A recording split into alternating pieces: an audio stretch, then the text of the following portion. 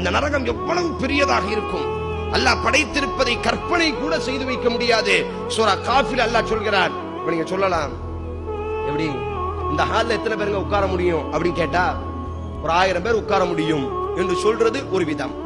ஒரு 1000 பேர், அப்ப பெரிய ஹால். இந்த ஹால்ல எத்தனை பேருங்க, எத்தனை பேர் வந்தாலும் முடியுங்க அப்படின்னு ஒரு வார்த்தை இருக்கு.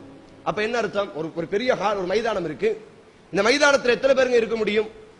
ஒரு 50,000 பேர் வர முடியும் அப்படின்னு சொல்லக்கூடிய ஒரு பெரிய ஹால், ஓரளவுக்கு பெரிய ஹால், 50,000 பேர் அதை பிடிக்கும் என்று சொல்றதுக்கும், இந்த மைதானத்துல என்னங்க, எப்படிங்க, எத்தனை பேருங்க இந்த மைதானம் தாங்கும், எத்தனை பேர் வந்தாலும் இந்த மைதானம் தாங்கும் அப்படின்னு சொல்றதுக்கு வித்தியாசம் இருக்கா இல்லையா?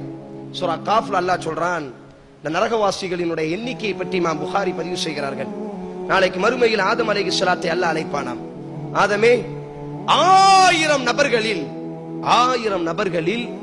999 நபர்களை நரகத்தில் தூக்கி போடுவாயாக, உனது சந்ததிகளை. 1000 நபர்களில் ஒருவர் சொர்க்கத்திற்குரியவர்.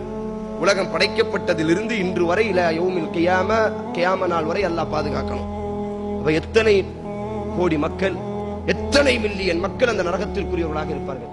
ஆதம் அலைஹிஸ்ஸலாம் அவருக்கு அல்லாஹ் கட்டளையிடுவான், உனது சந்ததிகளில் 1000 நபர்களில் 999 நபர்களை உனது கரத்தால் நரகத்தில் தூக்கி போடுவாயாக, ஒருவரை நீ சொர்க்கத்திற்குள் அனுப்பி வைப்பாயாக. எவ்வளவு பெரிய விசாலமானது.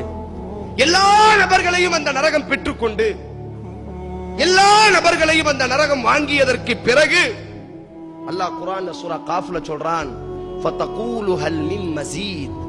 அல்லாஹ்விடத்தில் அந்த நரகம் பேசுமா, ஹல் மின் மஸீத், யா அல்லாஹ் இன்னும் இருக்குகிறதா,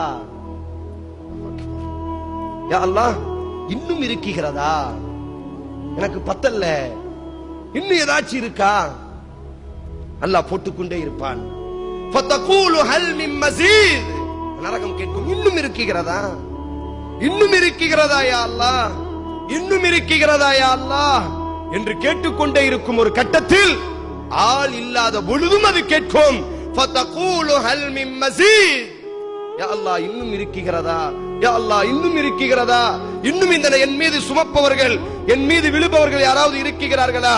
அல்லாஹ் ரப்புல் ஆலமீன் இமாம் குர்ஆனிலும் அல்லாஹ் சொல்கிறான், இமாம் புகாரியும் பதிவு செய்கிறார்கள், அல்லாஹ் தனது காலை அந்த நரகத்தின் மீது வைத்து அழுத்த ஆரம்பித்தவுடன், வ இஸ்ஸதி வ ஜலாலி யா ரப், உன் கண்ணியத்தின் மீது ஆணை, உன் சிறப்பின் மீது ஆணை, கத்துன் அந்த நரகம் அப்படி நெருங்க ஆரம்பித்து விடும். போதும் யா அல்லாஹ், போதும் யா அல்லாஹ், இதற்கு மேல் என்னால் தாங்க முடியாது என்பதாக அந்த நரகம் கூறும் என்று சொன்னால், அந்த நரகத்தினுடைய விசாலம் எவ்வளவு பெரிய விசாலமானதாக இருக்கும்.